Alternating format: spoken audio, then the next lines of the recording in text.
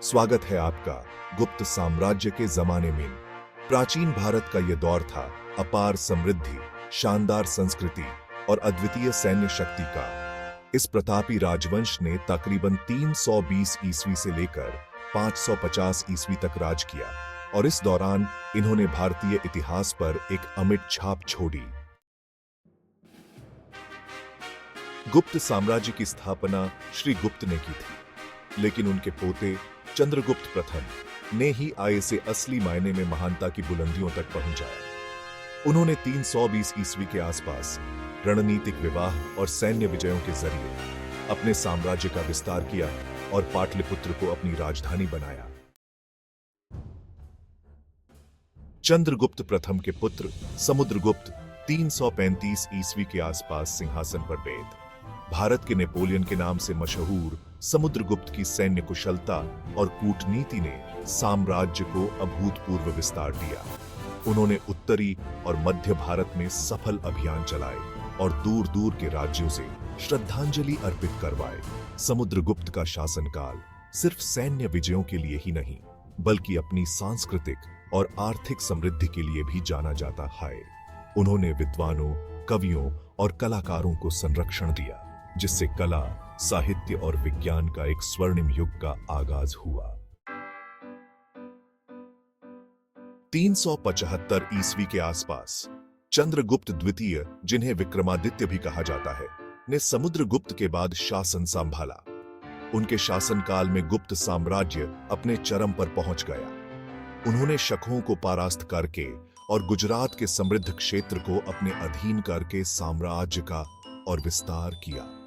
चंद्रगुप्त द्वितीय का युग शांति और स्थिरता का युग था। इस शांति ने व्यापार और आर्थिक विकास को बढ़ावा दिया।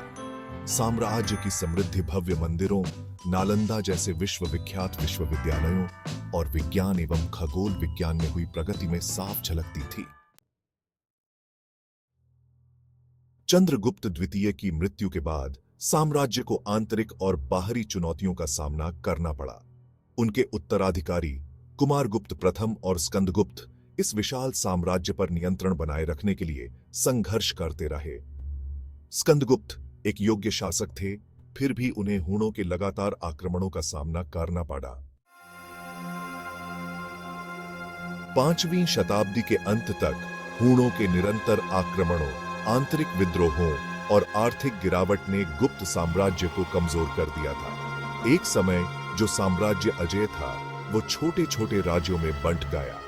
6ठी शताब्दी के मध्य तक भारतीय इतिहास के इस स्वर्णिम युग का अंत हो गया। हालांकि गुप्त साम्राज्य का पतन हो गया, लेकिन इसकी विरासत आज भी जीवित है। इस काल को भारतीय संस्कृति के शास्त्रीय युग के रूप में याद किया जाता है। इस दौरान कला, साहित्य और विज्ञान में जो उपलब्धियां हासिल हुईं, उन्होंने आने वाली सदियों के लिए नए मानक स्थापित किए। गुप्त शासकों द्वारा शिक्षा और कलाओं को दिया गया संरक्षण भारतीय सभ्यता पर एक अमिट छाप छोड़ गया है।